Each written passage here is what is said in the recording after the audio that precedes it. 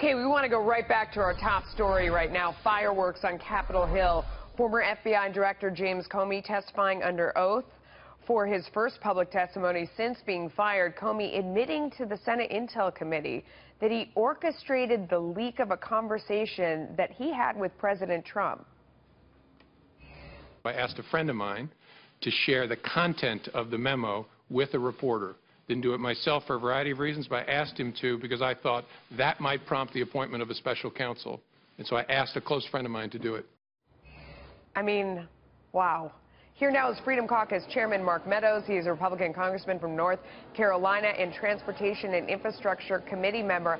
I mean, I want to start with what went on today. Some people are saying it wasn't a leak because he said he deliberately wrote it in a way that it wouldn't be classified information so that he could share it.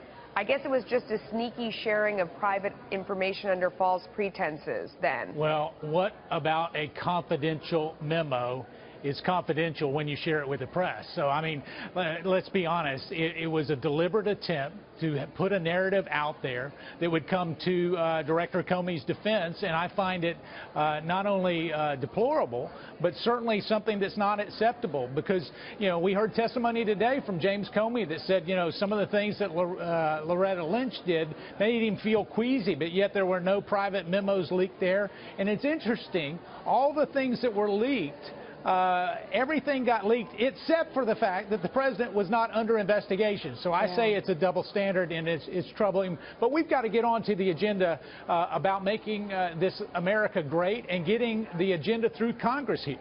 Okay, but I mean, that is a great point because people out in our audience, I mean, while they may be watching this and they're shocked and horrified by things, maybe bored by others since everything was leaked, like you said, about President Trump, they're wondering, what about all the stuff that you guys are supposed to be actually working on? So talk to me about where we are in infrastructure. I mean, what are you going to be able to get done? Because the truth is, it's everybody who's up for election the next time around who's going to get hammered if you don't get anything done, right?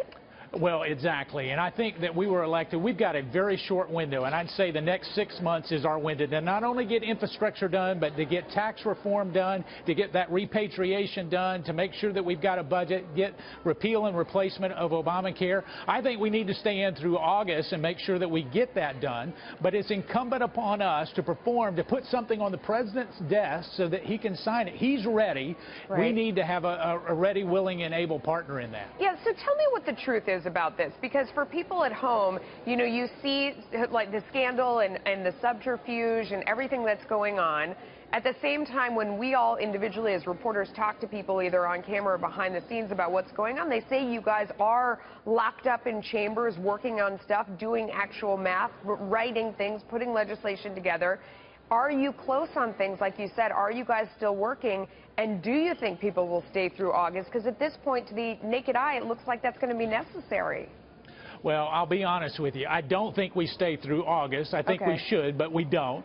But I do believe on the other things, on tax reform, on repeal and replacement, and on infrastructure, those three things get done. They get done by September of this year. And when we're doing that, it's incumbent upon us to really work around the clock and make things work. We're voting right now on repealing of Dodd-Frank. That's a good start. That's a good one. And we need to make sure it becomes law.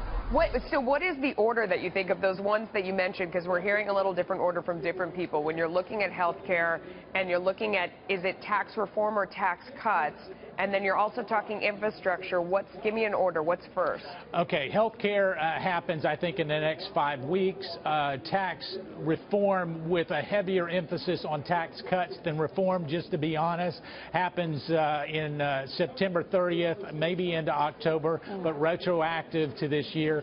And simultaneously in September, we work on infrastructure to make sure that we get that funded and moving forward. Okay, Congressman Meadows, thanks for coming on. We're going to hold you to that. I'm going to save that tape. We're going to bring you back. Thank you, sir. We appreciate your time. The most important